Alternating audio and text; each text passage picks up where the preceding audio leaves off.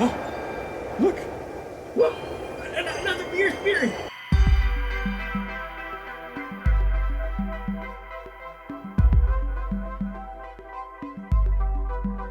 We really don't know what the 5 elements are. How will we know when we find one? It's preparing us for something.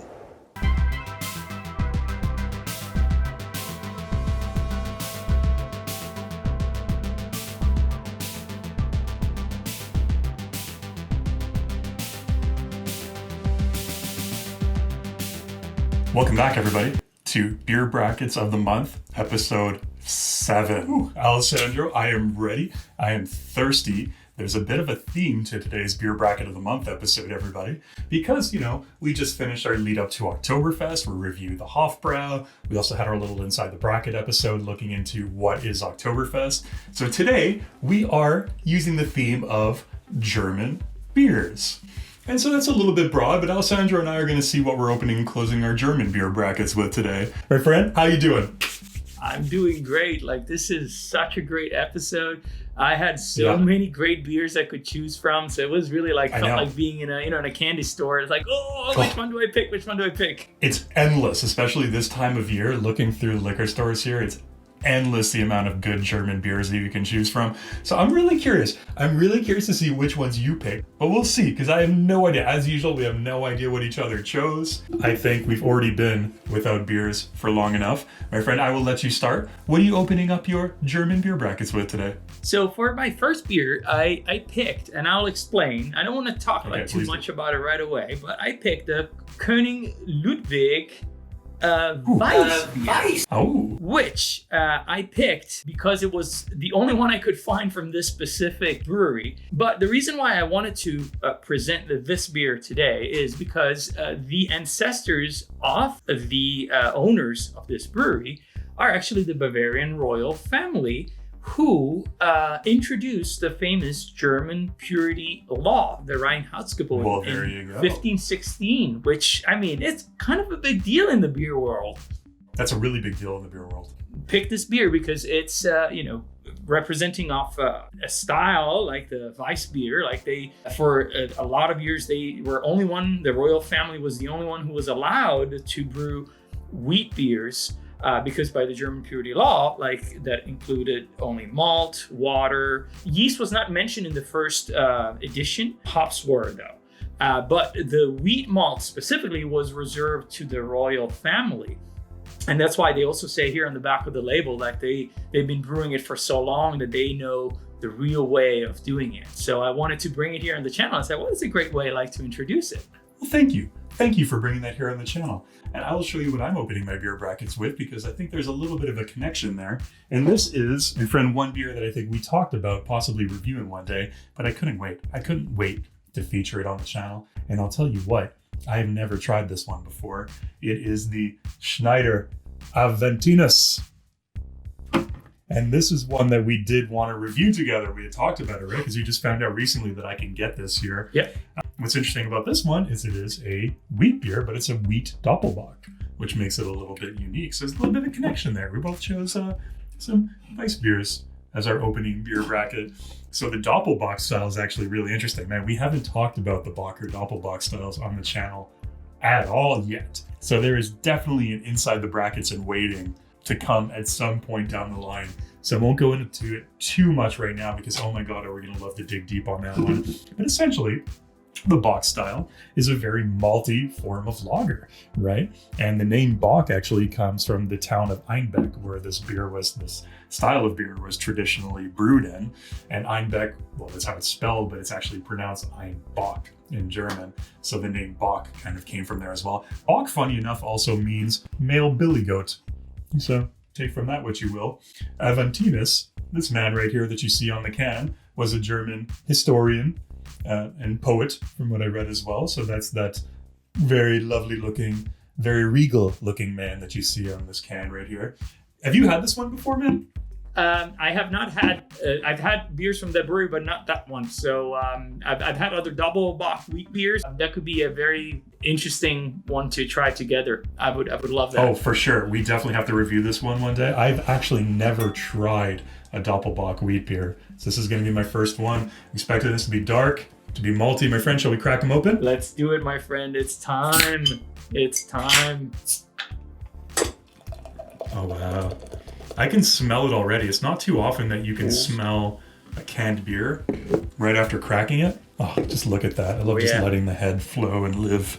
That looks almost like a traditional, what I think of when I think of a wheat beer, something a little thicker, a little bit more cloudy, a little bit more orange. Perfectly described, my friend. And that's also kind of like what they say about themselves. Like they kind of like are the keepers in a way, in a sense of the, and that's, I'm sure there's room for discussion there, but they've definitely been brewing it for quite a long time. So it definitely deserves the right to be up there with the big and great wheat beers in history. This smells incredible. So this doppelbocks do tend to be a little bit more, a little stronger, a little maltier, a little higher in alcohol. This one in particular is 8.2%. So it's up there. Doppel, of course, meaning double. So it's a double bock, just implying that it's a little bit maltier than the regular bocks. The maltiness has been doubled. Put it that way. So my friend, cheers. Cheers to you, my friend. German beer brackets. Oh, wow. Holy, this one is amazing. The aroma, you get like some raisins, some dark fruit, some honey, some spice. I'm very curious now. Like it's from the sound of it. Like I'm excited. We should definitely put it on the schedule and see if we can review that. Oh man, like you can kind of see off on the side there. It's nice and ambery. Yeah, look at with that. A really thick head. It's light, fluffy, very light but full-bodied. Just roasted bread. Fire roasted bread is the first thing that you get. Fire roasted beer. Along with some dark, savory fruit, a little bit of banana that comes off, some estery taste on there as well. What about yours, man? Tell me about it a bit. It's so delicious, my friend. Like it has all that classic banana bubblegum kind of, but the clove here, the spices are coming off like from the yeast. Like that phenol character is so strong. It makes it so interesting and so flavoric, and it's an explosion of flavors. I'm going to go ahead and say that this could potentially be a challenger for our Weihenstephaner. I'm going to go ahead and say it. So maybe if we can both find it one day, we could do a full review and see, because it's so delicious. Like, I mean, you can't wait to get back into the glass. A little bit of a hot take here, man. The Weihenstephaner is on our perfect beer roundtable. It is not my favorite wheat beer by far, but it has made the perfect beer roundtable. We haven't featured a lot of wheat beers on the channel yet, so I'm sure there are going to be a lot of challengers for Weihenstephaner that are going to come down the line, and we'll see. We'll see if it can hold. Well, we haven't found out yet if it's going to win the ultimate beer crown. That tournament, my friends, is still to come. Keep an eye open for that in November, December this year. We will be crowning the ultimate beer, pitting all the beers from our perfect beer roundtable against each other one by one in direct to the death, not to the death, but in direct competition to determine who the ultimate beer will be. So we'll see where Weihenstephaner comes out on that. This is insanely delicious. The finish on this is so interesting too. I think kind of like the Abadale that I've told you about before. The finish is all about the dark fruit, so it's very raisiny, but mixed with malt. It's almost like a raisin bread.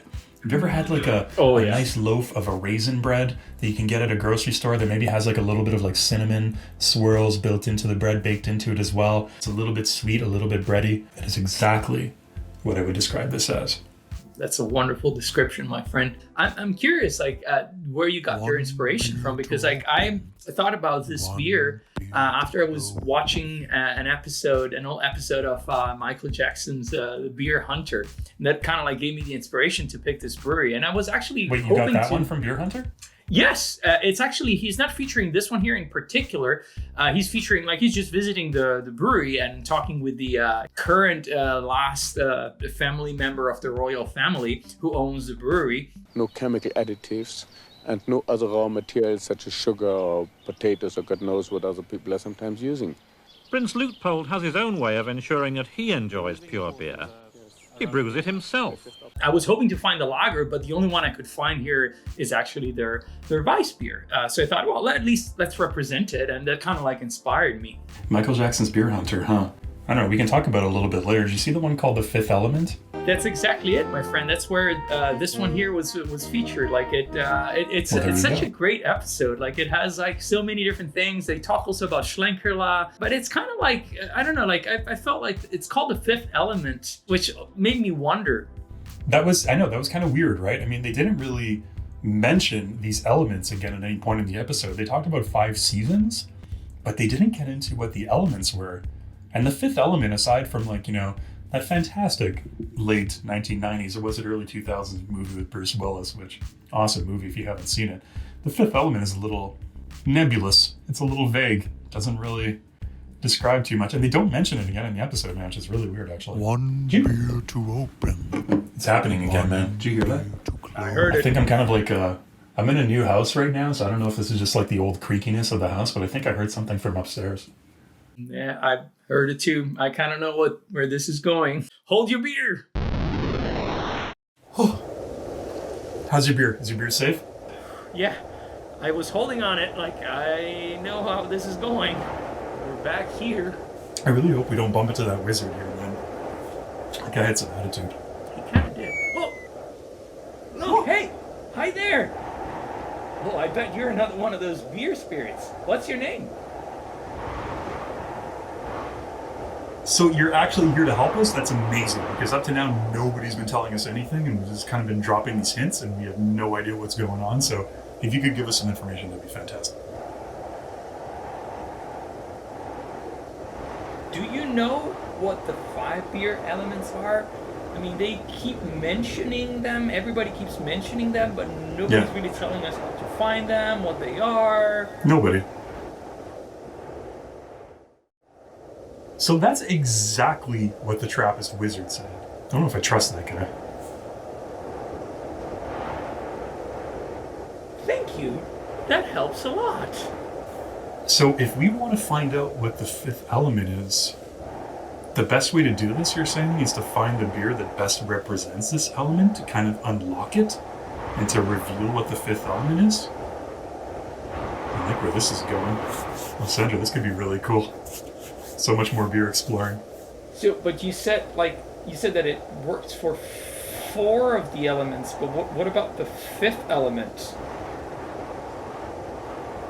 Nobody has ever found it? Nobody ever? Not even Michael Jackson? But what was he mentioning with the fifth element?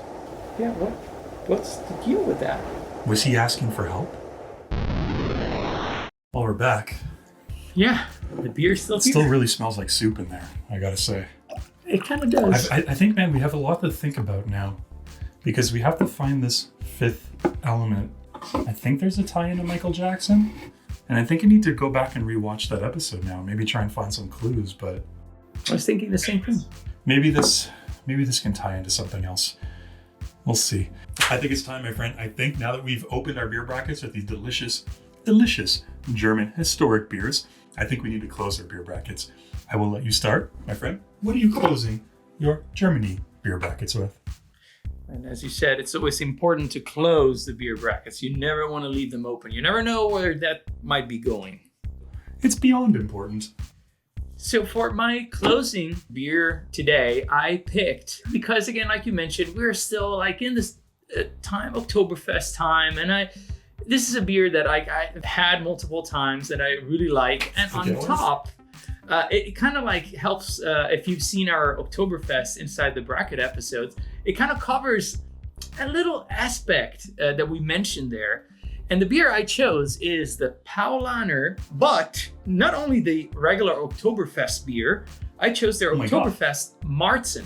Because they have 2. They have their Oktoberfest beer, which is made more in the German style, that is a little bit lighter. And then they have the Marzens style. So I thought that was interesting, since I found it going to the store the other day. And this way we can kind of represent also that other style of Oktoberfest beer, the Marzen that we talked about. It would be amazing one day, maybe we can, feature them both, if we can ship them to each other or whatever. Like maybe in person, maybe, who knows? Maybe. But who knows? Maybe in Germany, who knows? Maybe. COVID's starting to let up a little bit. Maybe one day, my friend, we'll be in the same room again. Maybe one day. It's been years. It really has at this point. It really has. Maybe one day we will. Who knows? Or we'll keep doing this channel remotely, as we are now. Never see each other in person again. Before you pour that out, I do want to reveal what my closing Germany beer bracket. Friend, this is another historic brewery out of Germany. We're looking at the 1800s, that good old 19th century, which is such a good century for beer. Such a good century. And this is another style which has not come up on the channel yet. This is the first time we mentioned Doppelbock. It's pretty amazing that we haven't talked about any box style beers on the channel, right? We've been doing this for a year. And the beer world is endless. It flows forever like a river, like a majestic Amazonian river. And there's endless styles of beer. We haven't even breached the surface of the water yet. We're still under the water, flowing down this Amazonian river, trying to gasp for air, coming to the surface of the water. We barely graze these subjects. But this, my friend, is the Holsten Maibock. I'll show you off on the side. The Holsten Brewery is a very, very historic brewery out of Hamburg, Germany. So this Maibock is 7%. Have you tried any of their beers before? I have not, my friend. I have not. I've had Maibocks as a style, but I haven't tried that specific brewery. No, I haven't. So it's really interesting that you mentioned the German purity law, because it says right at the top of the can here, adheres to the German purity law of 1516. Strong golden beer. But the Maibock style, interesting enough, is in that whole Bock family. So we've talked about Doppelbock so far. We haven't looked at a Bock yet. But a Maibock in general is a little lighter, but its distinguishing characteristic is that it's a lot hoppier than the average Bock beer, so the average Bock or Doppelbock. So you can expect this to be a little less malty and a little bit more hop forward. I've read really good things about it. I've never tried a Maibock before. So my friend, shall we pour these out? Let's do it. And let's see what we're working with. I'm expecting this to be a little blonder, more along the lines, oh yeah, there we go. More along the lines of a standard lager. It's got some golden characteristics. Ooh, that color is actually really interesting. It is just like glowing gold. Very, very strong, prominent head on it. Oh, just from the aroma, this smells like a beer I'm gonna love. First of all, I just wanted to show you here on the side. Look at the color already, how dark. That is an attractive looking color, my friend. More amber color. I'd like to get to know that color. Oh yeah, it's aroma-wise, it's malt, and a little bit of hop. It's a whole lot of malt. It is, but it's in a very pleasant and balanced way. So don't get me wrong, it's not like overly sweet and cloying. It's like walking into a bakery with all those smells that invade your senses, and you can't wait to, you walk in and you want to buy everything. That kind of feeling. You can't wait to get into the glass. Hold the focaccia. Exactly. Cheers? Yes. Cheers. After we talked about focaccia in the Hofbrau original review, I had to go out and buy a whole bunch of it, and I've eaten way too much focaccia in the past 2 weeks. Well, and I blame Hofbrau for their delicious beer. Cheers, my friend. Cheers. So I taste my first Maibock. Oh, wow. I don't know. You tell me. I don't know if this is standard with the Maibock style. I mean, I was just reading that it's a lot hoppier than the standard Bock. I got the hops on the aroma, but I'm not getting the hops on the taste. Actually, there is. Okay, it's bitter. It's more bitter than the last Doppelbock that I drank for my opening bracket. That's for sure. But it's very sweet. There's very strong honey taste that I'm getting out of it. Wow. It's like if you poured a bunch of honey, like multiple tablespoons of honey into a Pilsner, into a delicious, refreshing, crisp Pilsner. So it's like, for anybody who's wondering at home, the best I could describe it is a sweet Pilsner. The fact that this is 7%, as crisp and easy drinking as it is, it's very light bodied, it's not heavy. This is almost like extremely sessionable, which is dangerous. Oh, wow. And like, I'm getting almost like a chocolatey aroma on it now too, that it's been breathing a little bit. This is so interesting. How have I never tried a Maibock before? It's one of the great beer styles, my friend. I'm happy you're enjoying it. And to answer your question, yeah, they are hoppier, but they do, for my experience at least, they do tend to have like a heavy malt presence. We're still within, malt land. if we want to call it that. Like there's definitely more hops than other styles, but it does have that like malt forward. And I like how you described it with honey, because that's a descriptor that for what I remember, I would probably have used too. And like in this beer here that I'm having, a different style obviously, but it has a little bit of that caramelization that resembles of honey. Caramelization, exactly. Yeah, and exactly. Here it's way darker, so the note is more on the deep raisiny, not quite raisins, but definitely like, borderline there. That caramel, honey, hops on this one here, just there to balance the malt. It's on the palate, you can taste the bitterness a little bit more, but it's not quite as much as the malt notes. Like they come across in a very pleasant and light way, but they are there. Like that's the main instrument you're hearing in this orchestra. Main instrument of the orchestra. I like that. Have you ever had a raisinette, a chocolate covered raisin?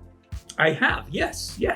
That's the exact descriptor I would use for this beer, which you would never, ever expect. I mean, look at the coloration on it, right? Look at the carbonation level that you can see. You would never expect this to taste like a chocolate covered raisin, but it does. Those two different kinds of sweet, almost like the savory sweet that you get from a dark fruit like a raisin, something a little bit more meaty, combined with like a chocolate kind of sweet. I would never have expected that from this.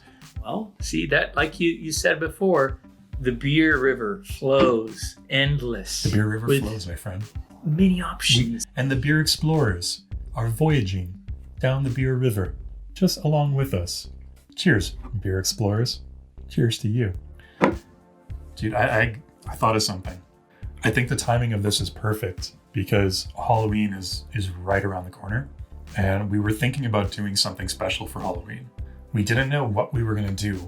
But given that conversation that we just had with that weird little star dude, I think we might need to do something drastic. And I think that we may need to summon the dead.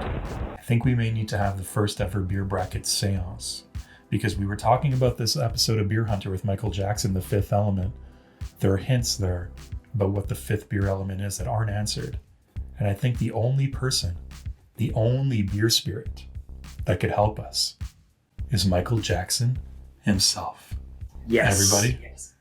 Don't miss it, because we are going to contact Michael Jackson and we are going to find out, or we're going to try and find out what the fifth element is while opening and closing our Halloween beer brackets.